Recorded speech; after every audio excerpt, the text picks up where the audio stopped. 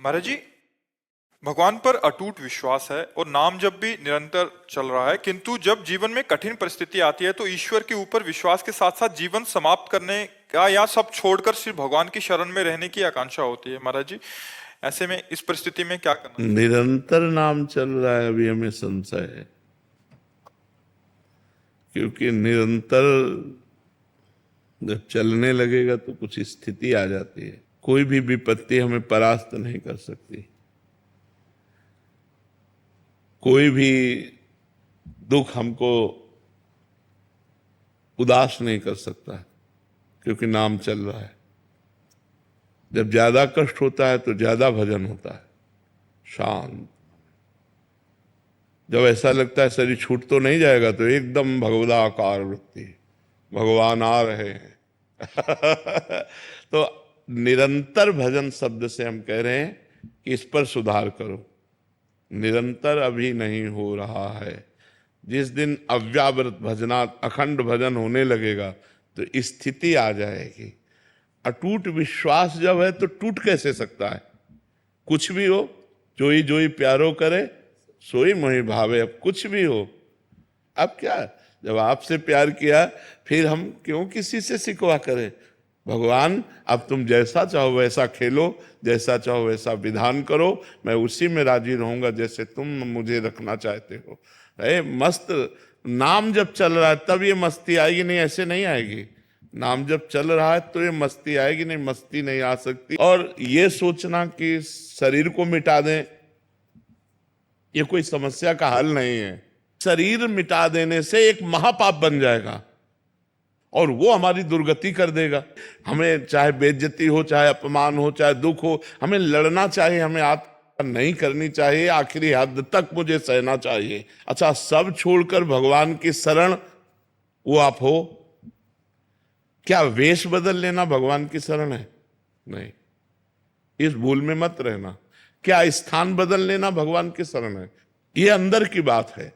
अंदर से भगवान की शरण में हो तो आप महात्मा हो, और बाहर से आप महात्मा का वेश है और अंदर से रुपया चाहिए, भोजन चाहिए, नाना प्रकार के सांसारिक सुख चाहिए, तो आप विषयी पुरुष हो, आप महात्मा नहीं हो। और आप पैंट शर्ट में हो, मेहनत से कमाते हो, धर्म से चलते हो, नाम जप करते हो और भगवान का चिंतन कर बढ़िया हो, आप बढ़िया हो। साधु का जीवन ऐसा जीवन नहीं है, बहुत खतरनाक जीवन, बहुत खतरनाक जीवन। ये न सोचो कि बहुत आनंद में जीवन कटता है, बहुत कष्ट में जीवन कटता है सच्ची साधुता के लिए। और जो निकल गया सो मुक्त हो गया, और नहीं फिसल गया तो फिर आओ नया जन्म, फिर साधना करो, फिर भजन करो। इसलिए कोई समस्या से भागे कि मैं समस्या का निदान साधु बन के पालूंगा, तो भूल मत करना, बड़ी समस्या है। मतलब ये कोई ना सोचे कि संत बनना सहज है, बिल्कुल नहीं, बिल्कुल नहीं। बाबा जी बनने का मतलब मर गए, अब मर के हम चल रहे हैं। जीवित मर जाए उलट आप में समाये यही दिलगिरी है। महाराज जी, हमें लगता है कि कोई ऐसा साधन मिल जाए जिससे तुरंत झट से हमारे दुख दूर हो जाएं। अवश्य में भोक्तव्यम कृतम कर्म शुभाशुभम। अपने कर्म को जीव को भोगना होगा। ये जब भगवान कह रहे हैं तो और की हम बात कैसे माने? भगवान कह रहे हैं ना, अवश्य में भोक्तव्यम कृतम कर्म शुभाशुभम, भोग भोगना होगा। ये सब इधर से जंतुर बनाने से और राख लेने से और कलावा बनाने से तुम्हारे प्रारब्ध नहीं नष्ट हो जाएंगे। हाँ, पवित्र कार्य है, करना चाहिए गृहस्थी में, देव मंगल के लिए, जगत मंगल के लिए यज्ञ करना चाहिए, हवन करना चाहिए, ब्राह्मणों के द्वारा अनुष्ठान कराना चाहिए, लेकिन प्रारब्ध भोग नहीं कटता।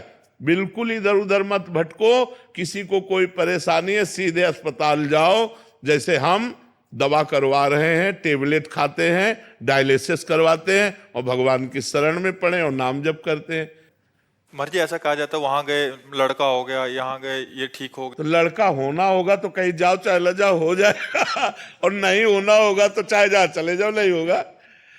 वो संयोग होता है। जैसे देखो, आपका कोई काम नहीं बन रहा था, आप हमारे पास आए, अब वो संयोग बन गया आपके कर्म का और काम हो गया। बोले जय बाबा की।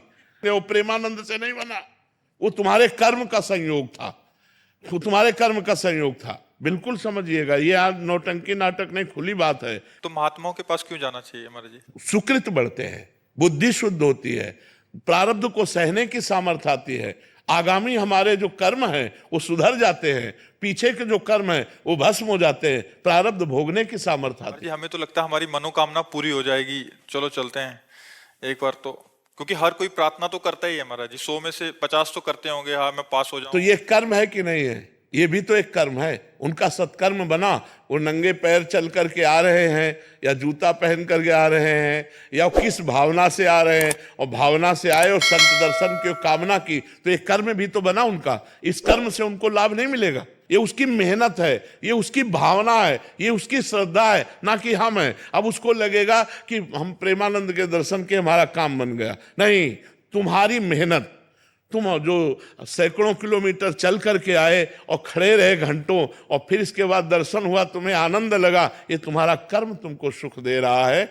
नहीं तो देखो, अगर हमारा कर्म बिगड़ जाए तो हम कह रहे फिर हमको कोई सुख नहीं दे सकता।